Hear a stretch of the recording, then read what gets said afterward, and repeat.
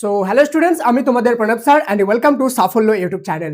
Students, তোমাদের class 11 এর first সেমিস্টারের ফাইনাল এক্সাম খুবই কাছে চলে এলো, হাতে মাত্র 2 মাস সময়। তোমরা যারা খুব ভালোভাবে একটা প্রিপারেশন করতে পারোনি রাষ্ট্রবিজ্ঞান বা পলিটিক্যাল সায়েন্স সাবজেক্টে, স্টিল চাও যে এটাতে তোমরা ফুল মার্কস স্কোর করবে, তাদের জন্য আমি বাছাই করা সেরা 40টি প্রশ্ন আজকে নিয়ে এসেছি। খুব ভালোভাবে করে যাও এই প্রশ্নগুলো। এখান থেকে তোমরা হুবহু অনেকগুলো কোশ্চেন কিন্তু তোমাদের খাতার মধ্যে দেখতে পারবে। একটা কথা আমি আগেই বলে দিই যে এই কোশ্চেনগুলো আছে, এগুলো কোশ্চেন আমি যখন দিব তখন তো উত্তর শুদ্ধ দিব, তার সাথেই মাঝে মাঝে আমি কিন্তু 3 স্টার কোশ্চেনও করে দিব, যেগুলো তোমরা খুব বেশি ইম্পর্টেন্ট হবে তোমাদের জন্য। ঠিক আছে, অবশ্যই খাতা পেন নিয়ে বসে পড়বা, সেই কোশ্চেনগুলো লিখে নিবা। আর তুমি যদি স্কিপ করে চলে যাও তাতে আমার কোনো কিছু হবে না, তোমারই লস হবে। ঠিক আছে, সেজন্য ভিডিওটা মনোযোগ সহকারে প্রত্যেকটা কোশ্চেন দেখবা। এবং তোমার যদি পলিটিক্যাল সায়েন্স খুব ভালো প্রিপারেশন করা থাকে, স্টিল তোমাকে ভিডিওটা দেখা উচিত, কেন কি তোমার একটা স্ট্রং রিভিশন কিন্তু হয়ে যাবে। এই 40টা কোশ্চেন তোমাদের বাছাই করা সেরা কোশ্চেন, যেগুলো এক্সপার্ট টিচার দ্বারা কিন্তু তৈরি হয়েছে। তাই 1 মিনিট 1 সেকেন্ড স্কিপ না করে ভালোভাবে মনোযোগ সহকারে ভিডিওটা দেখবা। চলো বেশি দেরি না করে আজকের এই মোস্ট ইম্পর্টেন্ট ভিডিওটি শুরু করা যাক। Let's get started.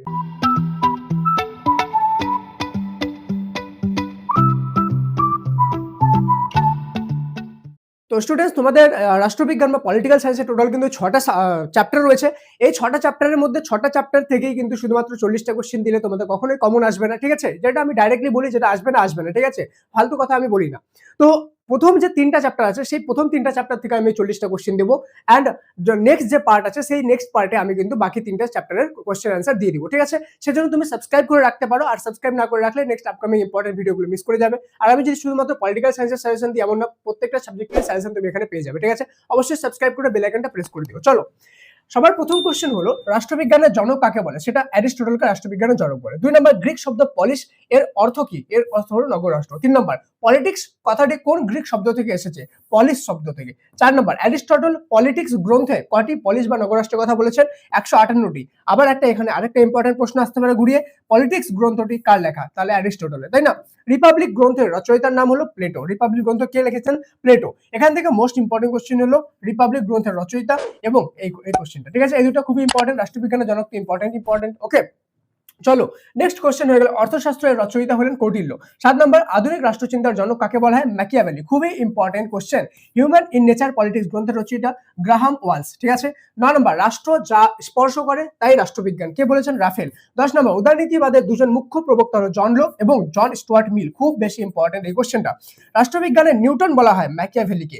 আচ্ছা, তোমরা যে এই কোশ্চেনটা দেখছো, তোমরা তো ডাইরেক্ট শুধুমাত্র ভিডিও ক্লিক করলা, কোশ্চেন আনসার 40টা পেয়ে গেলা, এন্ড পরীক্ষায় চলে আসলো, ভালো নাম্বার তুলে নিলা। কিন্তু এটা বানানোর পিছনে না আমার প্রচুর পরিশ্রম আছে। ঘন্টার পর ঘন্টা পরিশ্রম করার পরে বেস্ট বাছাই করা সেরা কোশ্চেনগুলো তোমাদের জন্য আমি নিয়ে এসেছি। কাদের জন্য? শুধুমাত্র তোমাদের জন্য, যাতে তোমরা ভালো মার্কস স্কোর করতে পারো। তোমাদের মনে হয় না আমি তোমাদের সাপোর্ট ডিজার্ভ করি? যদি জেনুইনলি মনে হয় তাহলে অবশ্যই ভিডিওটা একটা লাইক করে হাইপ বাটনটা ক্লিক করে দিও এবং সাবস্ক্রাইব করে সমস্ত ফ্রেন্ডের সাথে ভিডিওটি শেয়ার করে দিও। ঠিক আছে, অবশ্যই লাইক করে হাইপ বাটনটাকে এখনই ক্লিক করে দাও। চলো চলে যাবো নেক্সট কোশ্চেনে, রাষ্ট্রের সংজ্ঞা এবং বৈশিষ্ট্য। দেখো, প্রথম চ্যাপ্টারে কিন্তু ছিল, প্রথম চ্যাপ্টার থেকে আমি মাত্র তোমাদেরকে 11টা কোশ্চেন দিলাম, খুব বেশি ভালোভাবে করে যাবা। একটা কথা আমি বলে দিই, যে কোনো চ্যাপ্টার যখন পড়া কমপ্লিট হবে, ওই চ্যাপ্টারটা পড়া কমপ্লিট হলেই কিন্তু তোমাকে অবশ্যই আর অবশ্যই মক টেস্ট দেওয়া উচিত সেই চ্যাপ্টার থেকে, পার্টিকুলার চ্যাপ্টার থেকে। আর পার্টিকুলার চ্যাপ্টারের যে কোনো সাবজেক্টের specialise mock test unlimited free of cost শুধুমাত্র একটি অ্যাপে পাওয়া পশ্চিমবঙ্গে, সেটা হলো সাফল্য অ্যাপ। ঠিক আছে, যেটা প্লে স্টোর থেকে সম্পূর্ণ ফ্রিতে ডাউনলোড করতে পারো। অলরেডি লক্ষ লক্ষ স্টুডেন্ট সেটাকে ডাউনলোড করে ইউজ করছে। তুমি যদি না করো অবশ্যই গিয়ে চেক আউট করো, বুঝে পারো যে আমি কেন বলছি এটা। কোনো নাম্বার দিয়ে কোনো কিছু লগ ইন করতে পারো, জাস্ট যাবা অ্যাপ ইনস্টল করে তুমি লগ ইন করে ইউজ করতে পারো। ঠিক আছে, কোনো লগ ইন ছাড়া ইউজ করতে পারো। চলো নেক্সট চলে যাবো, রাষ্ট্রবিজ্ঞানের সংজ্ঞা এবং বৈশিষ্ট্য। সিডিটাস বা সিভিটাস, ঠিক আছে, কি? ক্ষুদ্র নগর রাষ্ট্র। 13 নম্বর, ইংরেজি স্টেট শব্দটি উৎপত্তি হয়েছে কোথা থেকে? স্ট্যাটাস থেকে। 14 নম্বর, বৃহৎ রাষ্ট্রের ধারণা সর্বপ্রথম কারা প্রবর্তন করেন? টিউটনরা। 15 নম্বর, রাষ্ট্র হলো কেন্দ্রীভূত ও সংগঠিত হিংসার প্রকাশ, বলেছেন গান্ধীজি। 16 নম্বর, গার্নার রাষ্ট্রের মোট কটি উপাদানকে চিহ্নিত করেছেন? এখানে 8টি উপাদান। এখানে মোস্ট ইম্পর্টেন্ট কোশ্চেন হলো এটা এবং উপরের কোশ্চেনটা। ঠিক আছে, চলো নেক্সট চলে যাবো আমাদের 17 নম্বর, সার্বভৌমিকতা কয় প্রকার? 2 প্রকার। 18 নম্বর, আইনগত সার্বভৌমিকতার জনককে? ফরাসি দার্শনিক বোদা। খুবই ইম্পর্টেন্ট কোশ্চেন। আচ্ছা, সার্বভৌমিকতা 2 প্রকার, কি কি? কোশ্চেনটার অ্যান্সারটা একটু কমেন্টে লিখে জানাও। সার্বভৌমিকতার আমাদের কি কি প্রকারের রয়েছে? 2 প্রকার। ঠিক আছে, আচ্ছা তোমরা কি চাও যে তোমাদের যে পলিটিক্যাল সায়েন্স সাবজেক্টটা দিলাম, নেক্সট আমি তোমাদের ক্লাস 11 ফার্স্ট সেমিস্টারের সাজেশনগুলো আগে দিয়ে দিই? তো তোমরা অবশ্যই কমেন্টে MORE মোর লিখে আমার জন্য অনেকগুলো লাভ রেখ দিয়ে দিও। এবং তুমি কোন সাবজেক্টের সাজেশনটা সবার আগে চাও মোল লেখার সাথে সাথে সেটাও লিখে দিও যে আমি এই পার্টিকুলার সাবজেক্টের সাজেশনটা চাই, যেটা ডিমান্ড সবচেয়ে বেশি থাকবে আমি নেক্সট আপকামিং ভিডিওতে সেই সাজেশনটাই তোমাদেরকে কিন্তু এনে দেবো। তো আমি দেখবো কোন ডিমান্ডটা বেশি, তোমার কোন সাবজেক্টটা সবচেয়ে বেশি দরকার সেটা লিখবা, ঠিক আছে। চলো, রাষ্ট্রের ইচ্ছাতে কোন উপাদান বাস্তবায়িত করে? রাষ্ট্রের সরকারের কাজকে কটি ভাগে ভাগ করা যায়? 3টি ভাগে। এককেন্দ্রিক সরকার বর্তমান রয়েছে ব্রিটেনে, খুবই ইম্পর্টেন্ট এই কোশ্চেনটা, ঠিক আছে, আর এই কোশ্চেনটাও খুবই ইম্পর্টেন্ট। চলো, রাষ্ট্র ছাড়া স্বাধীনতার পূর্ণ বিকাশ সম্ভব নয় বলেছেন হেগেল। চলো, নেক্সট কোশ্চেন হয়ে গেল আমাদের নাগরিকতা। এবার আমরা নাগরিকতা চ্যাপ্টার থেকে দেখবো, কিন্তু ভিডিওতে আগে যাওয়ার আগে তোমাদেরকে খুবই ইম্পর্টেন্ট একটা জিনিস আমি শেয়ার করে দিই। তোমাদের যে পরীক্ষা রয়েছে, পরীক্ষার কিন্তু বেশি সময় নেই, 2 মাসে। এই 2 মাসে যারা চাও যে খুব সিরিয়াস একটা প্রিপারেশন করবে এবং 100% মার্কস স্কোর করতে চাও তোমাদের ফাইনাল এক্সামে, তাদের জন্য সাফল্য কিন্তু নিয়ে এসেছে অনলাইন ক্লাস ডেডিকেটেড তোমাদের আর্টস স্টুডেন্টদের জন্য, যেখানে জয়েন করলে কিন্তু 100% মার্কসের গ্যারান্টি। তোমরা জয়েন করার সাথে সাথে যতগুলো ক্লাসেস আছে সবগুলো একসাথে পেয়ে যাবে এবং এক্সপার্ট টিচার দ্বারা তৈরি নোটও পেয়ে যাবে। তার সাথে তোমাদের জন্য এখন কিন্তু শুরু হতে চলেছে লাইভ তোমাদের প্র্যাকটিস সেশন, যেখানে তোমাদের রিয়েল কোশ্চেন পেপারে প্রচুর পরিমাণে প্র্যাকটিস করানো হবে, যাতে তুমি 100% মার্কস স্কোর করতে পারো। সাথে 100% কমন সাজেশনেরও কিন্তু নোট তোমাদেরকে দেওয়া হবে। এবং এই কোর্সে জয়েন করার জন্য মাত্র একবার 249 রুপিস পে করতে হবে এবং সম্পূর্ণ সেমিস্টারের জন্য তুমি অ্যাক্সেস পেয়ে যাবে। এটা পুরো মান্থলি ফিস না, একবার পেমেন্ট। কিভাবে জয়েন করবে? সিম্পলি লিংক পিন কমেন্ট আর ডেসক্রিপশন দুই জায়গায় দিলাম, হাউ টু জয়েন বলে, সেখানে ক্লিক করে দেখে নিও কিভাবে জয়েন হতে হবে। অথবা সাফল্য অ্যাপ যেখানে বললাম সেখানে গেলেও তুমি স্টেপ বাই স্টেপ দেখে নিতে পারবা, সবকিছু সেখানে দেওয়াই আছে, ঠিক আছে। অলরেডি হাজারো স্টুডেন্ট জয়েন করেছে, তুমি যদি জয়েন না করে থাকো কিন্তু চাও যে বাড়িতে বসে নিজের কমফোর্টে এক্সপার্ট টিচারের কাছে ক্লাস করবে, সবকিছু জলের মতো সহজ করে বুঝে নিবে এবং পরীক্ষা 100% মার্কস স্কোর করবে, তো তোমাদের জন্যই কিন্তু আমরা স্পেশালি সেই ক্লাসগুলো করাই, যেখানে তোমার জয়েন করা মানে খুব ভালো একটা মার্কস কিন্তু তুমি গ্যারান্টেড পেয়ে যাবে, ঠিক আছে। তো আর লেট করবে না, যা এখনই হাউ টু জয়েন বাটনে ক্লিক করে অবশ্যই জয়েন হয়ে যাও। আগে দেখে নাও ভিডিওটা, ওকে। চলো, নেক্সট চলে যাব আমাদের নাগরিকতা চ্যাপ্টার। নাগরিক শব্দের ব্যুৎপত্তিগত অর্থ নগরের অধিবাসী। 24 নম্বর, নাগরিক সম্পর্কে প্রাচীন ধারণার প্রবর্তক হলেন অ্যারিস্টটল। নাগরিকতার বৈশিষ্ট্য হলো রাষ্ট্রের অনুগত্য স্বীকার করা। খুবই ইম্পর্টেন্ট এই কোশ্চেনটা, ঠিক আছে। রাষ্ট্রের অস্থায়ী বাসিন্দা বলে পরিচিত বিদেশিরা, অর্থাৎ বিদেশিরা যারা বিদেশ থেকে আসে, তারা সাময়িক সময়ের জন্য অস্থায়ীভাবে রাষ্ট্রের বাসিন্দা হিসেবে থাকে, ঠিক আছে। রাষ্ট্রের অবস্থানকারী জনগণকে কটি ভাগে ভাগ করা যায়? 2টি ভাগে, ঠিক আছে।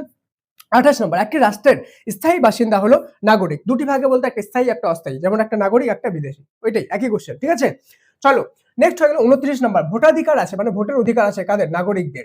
30 নম্বর, নাগরিকদের পক্ষে ভোট দান বাধ্যতামূলক কোথায়? সুইজারল্যান্ডে। সুইজারল্যান্ড এমন একটি দেশ যেখানে কিন্তু আমাদের নাগরিকরা যারা আছে, নাগরিকদেরকে মানে বাধ্যতামূলক ভোট দিতেই হবে, ঠিক আছে।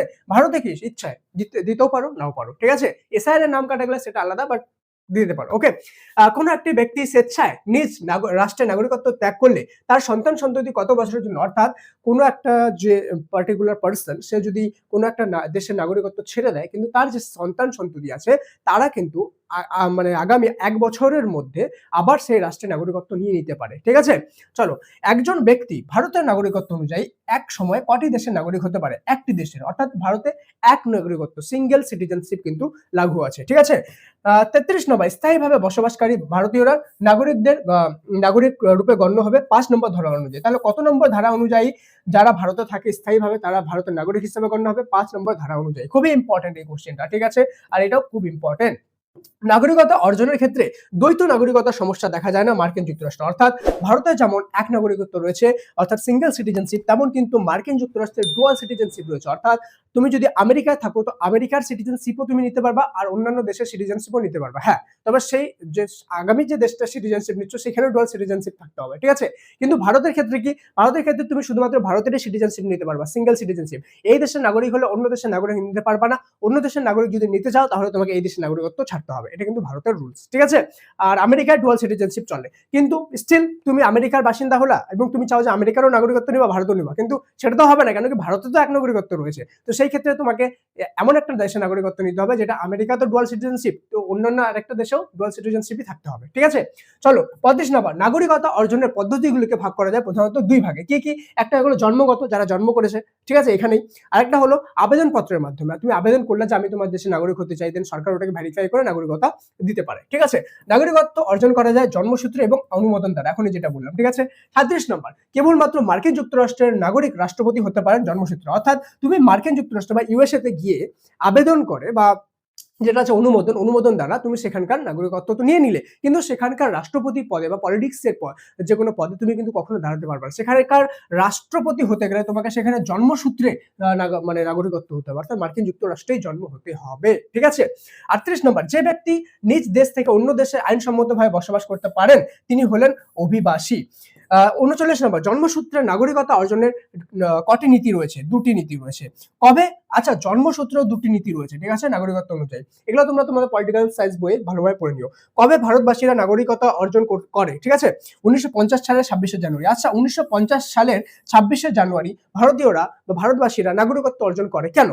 ঠিক আছে, এটাকে কেন বা তার আগে কেন নাগরিকত্ব অর্জন করেনি? 1950 সালের 26শে জানুয়ারি কেন করেছে? কমেন্টে সবাই একটু লিখে জানাও। ঠিক আছে, দেখবো কার এই ব্যাপারে ডেপথ নলেজ আছে। ঠিক আছে, এখান থেকে আরো 3টা এক্সট্রা কোশ্চেন আমি তোমাদেরকে দিয়ে দিই, যেগুলো খুব ইম্পর্টেন্ট। এই 3টাই খুব ইম্পর্টেন্ট। ঠিক আছে, প্রথম কোশ্চেন হলো, ভারতের সংবিধানের কত নম্বর ধারা সমূহে ভারতের নাগরিকতা সম্পর্কে আলোচনা করা হয়? 5 থেকে 11 নম্বর ধারা। 42 নম্বর, ভারতীয় সংবিধানের কত নম্বর ধারায় ভারতের নাগরিকতা বিলোপ সাধনের কথা বলা হয়েছে? অর্থাৎ কোন এমন জিনিস হলে বা ভারতের কোন এমন কন্ডিশন হলে যেখানে তুমি ভারতের নাগরিকতা হারিয়ে দিতে পারো, সেটা হলো 9 নম্বর ধারা। 43 নম্বর, পার্লামেন্ট প্রণীত আইন সাপেক্ষে ভারতীয় নাগরিকতা অর্জনের বিষয়টি সংবিধানের কত নম্বর ধারায় বলা হয়েছে? 10 নম্বর ধারায় কিন্তু বলা হয়েছে। ঠিক আছে, 5 নম্বর থেকে 11 নম্বর ধারার মধ্যে কিন্তু নাগরিকতা নিয়ে কিন্তু আলোচনা করা হয়েছে। ঠিক আছে, আশা করি এখান থেকে তোমরা শুধুমাত্র সাজেশন নিলে না, তার সাথে অনেক কিছু শিখতেও পারলে, এবং তোমরা যারা চাও জেনুইনলি যে খুব এক্সপার্ট টিচারের কাছে বাড়িতে বসে ক্লাস করবে এবং 100% মার্ক স্কোর করবে, তাদের জন্য এখন হলো সঠিক সুযোগ। কেন কি এখন তোমাদের কিন্তু লাইভ প্র্যাকটিস সেশন চালু হতে চলেছে, যেখানে প্রচুর পরিমাণে কোশ্চেন তোমাদের রিয়েল কোশ্চেন পেপারে প্র্যাকটিস করানো হবে, ওএমআর সিটের মাধ্যমে প্র্যাকটিস করানো হবে, যাতে 100% মার্ক সবাই স্কোর করতে পারো। এবং তুমি যদি পলিটিক্যাল সায়েন্স ছাড়াও জিওগ্রাফি, ইংলিশ বা এডুকেশন সাবজেক্টে ক্লাস করতে চাও, ফিলোসফিতে ক্লাস করতে চাও, তাহলে আমার কাছে তুমি ক্লাস করতে পারো ডাইরেক্টলি। সেখানে সেই সাফল্য লাভে তুমি করতে পারো। Simply link pin comment description দিয়ে দিলাম, হাউ টু জয়েন বলে আছে, ক্লিক করে দেখে নাও। ঠিক আছে, আর একটা জিনিস মোস্ট ইম্পর্টেন্ট, তুমি যদি পিডিএফটা চাও যে স্যার আমাকে পিডিএফটা দিয়ে দিন, ঠিক আছে, তাহলে অবশ্যই তোমাকে আমি পিডিএফটা দিতে পারি। কমেন্টে পিডিএফ লিখে দিও। যদি অনেকগুলো পিডিএফ কমেন্টে থাকে তাহলে আমি তোমাদেরকে পিডিএফটা দিয়ে দিব, কিন্তু সিম্পলি পিডিএফটা পাওয়ার জন্য তোমাকে অবশ্যই হোয়াটসঅ্যাপ চ্যানেলে জয়েন হতে হবে, যেটাতে আমাদের প্রায় 1.5 লক্ষ স্টুডেন্ট জয়েন হয়ে আছে। লিংক পিন কমেন্ট ডেসক্রিপশনে দিলাম, সেখান থেকে হোয়াটসঅ্যাপ চ্যানেলে জয়েন হয়ে যাও কমপ্লিটলি ফ্রি অফ কস্ট। ঠিক আছে, সেখানে আমি তোমাদেরকে এই পিডিএফটা দিয়ে দিব, কিন্তু একটাই কন্ডিশনে দেবো, যদি অনেক ডিমান্ড থাকে তাহলে। এবার তোমরা কমেন্ট করে জানো যে তোমরা চাও কিনা পিডিএফটা। দেখা হচ্ছে পরের ক্লাসে, ততক্ষণ পর্যন্ত মন দিয়ে পড়াশোনা করো। Thank you so much and may God bless you all.